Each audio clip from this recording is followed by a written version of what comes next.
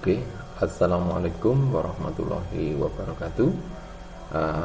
Anak-anakku yang senantiasa berbahagia, pada kesempatan yang kedua, video Pak Agus yang kedua, ini kita membicarakan tentang listrik statis yang ada kaitannya dengan gaya, yang nanti di akhir pembelajaran ini kita akan mendapatkan pengetahuan berkaitan dengan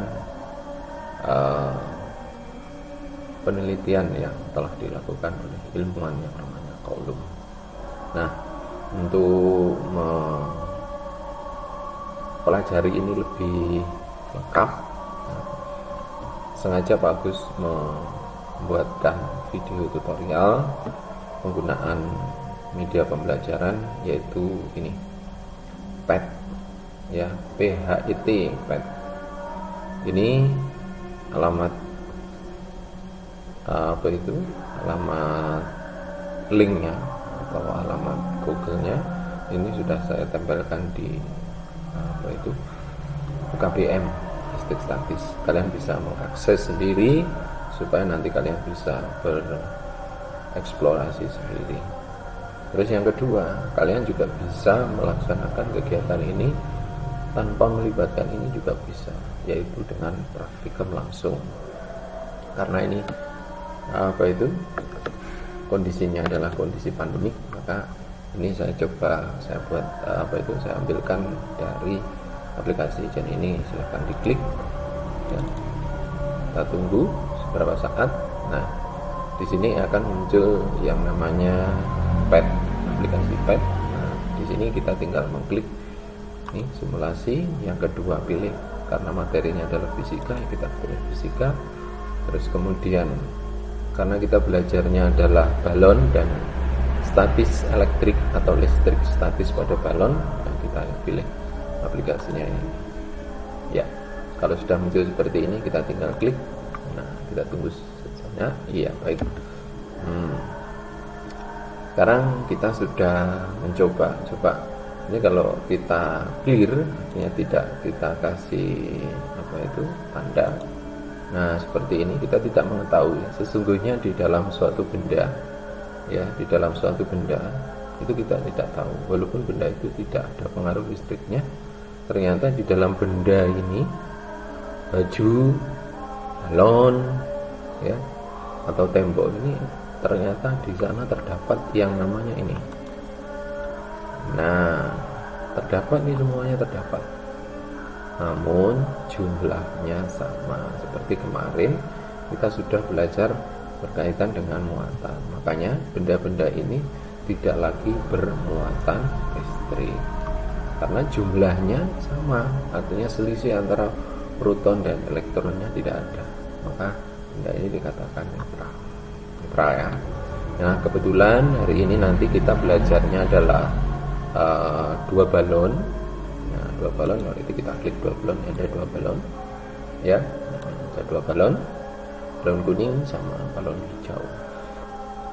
Nah, awalnya ini kalau balon ini masih dalam keadaan netral, balon ini tidak akan mempunyai reaksi apa-apa. Kita dekatkan juga enggak ada reaksi, kita jauhkan juga enggak ada reaksi. Nah, supaya bereaksi diapakan? Ini digosok. Coba kita perhatikan, kita gosokkan ya, sekali saja kita gosokkan. Nah, sudah cukup. Kita letakkan di sini. Ya, ternyata dia sudah memiliki gaya tarik. Ya, kita gosokkan. Sudah, kita letakkan. Kita ganti yang ini. Kita gosokkan. Muatannya cukup banyak. Kalau kita perhatikan, muatannya cukup banyak. Ya. Jadi coba perhatikan. Sekarang kalau ini kita dekatkan. Ya, kita dekatkan seperti ini.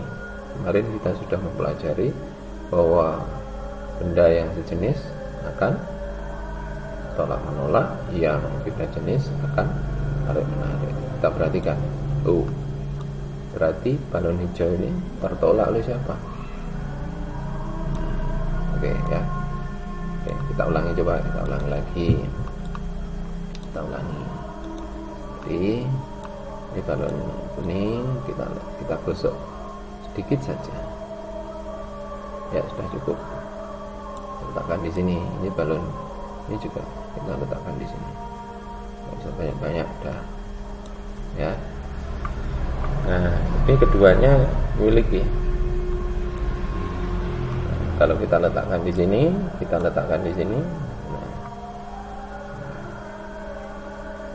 ya, kita letakkan, apa yang terjadi? Ya kan? Dia tertarik, ya kan?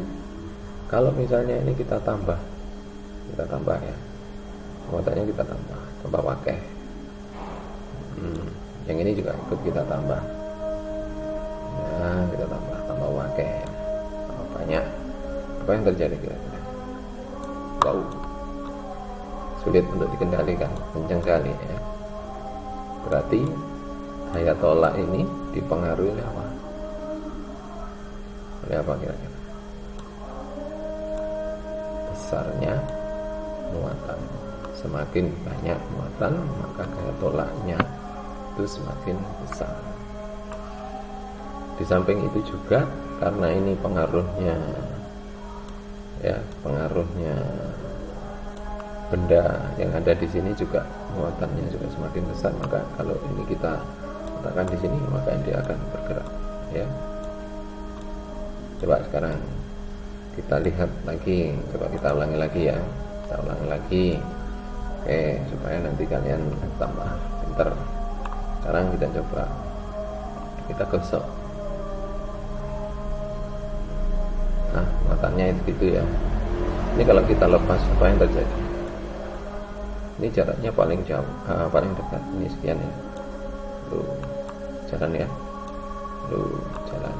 Kita tambah jaraknya. Pelan. Kita tambah jaraknya. Tambah kecil. Ya kan? Tambah kecil. Semakin ini kita perbesar. Ya, apa yang terjadi? Semakin jaraknya kalau semakin jauh, bagaimana tadi? Semakin kecil, karena yaitu kita bisa mengambil kesimpulan bahwa yang namanya jarak itu akan mempengaruhi besarnya gaya volume. Oke ya, sedikit gambaran tentang itu. Nah, nanti kalian bisa mengisi tabel-tabel yang ada di mana, di LK, itu sesuai dengan, atau kalian bisa praktek sendiri. Gitu. Oke, bisa kita riset lagi.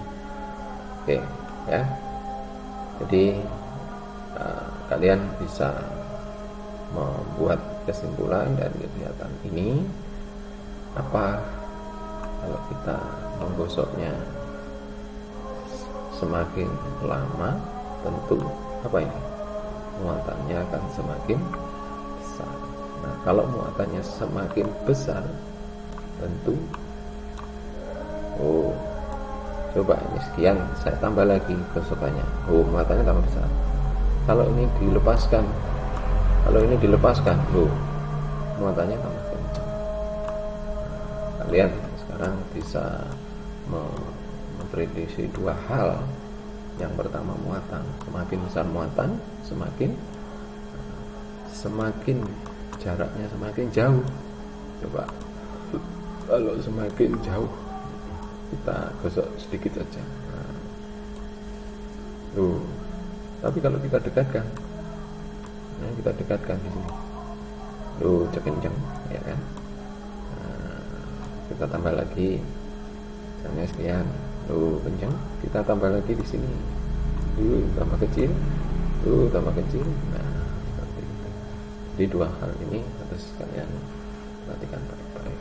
Nah, sekarang kita bisa buktikan kalau kita mempunyai dua balon. Ini balon yang pertama bermuatan berapa ini? ada 7. Kita coba ini, kita isi juga 7. Masih dapat 3. Dapat berapa ini?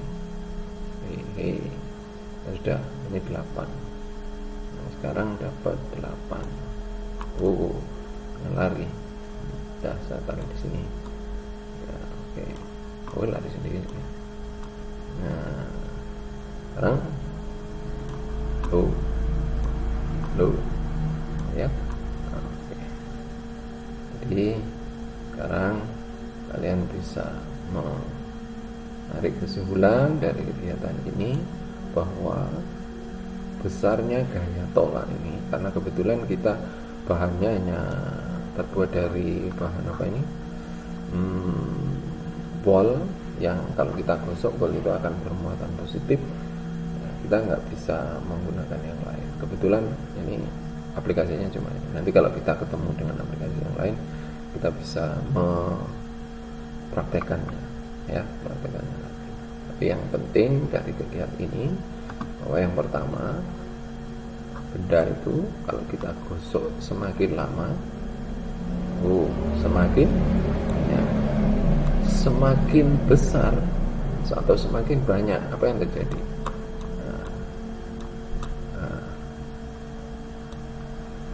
Gaya tolaknya pun juga akan semakin besar. Yang terakhir, yang ketiga, itu gaya tolak itu dipengaruhi oleh apa? Dipengaruhi oleh jarak, ya, jaraknya. Semakin jauh jarak, tentu gaya tolaknya juga akan semakin kecil. Oke ya, kira-kira seperti itu untuk tutorial praktek yang pertama. Nanti tutorial yang kedua kita coba buatkan kalian untuk tutorial mengerjakan latihan soal-soal yang berkaitan dengan hitung-hitungan. Jadi saya ulangi sekali lagi, gaya kolom ini dipengaruhi oleh apa? Pertama oleh muatan keduanya. Semakin besar muatan, semakin besar gaya kolom. Yang kedua, jaraknya. Semakin dekat, gayanya juga akan semakin besar. Semakin jauh, gayanya juga kebalikannya, gayanya akan semakin kecil. Begitu kira-kira anak-anak. Mudah-mudahan video tutorial ini bisa menjawab praktikum kalian di rumah. Tapi kalau kalian, sekali lagi, kalau kalian bisa membuat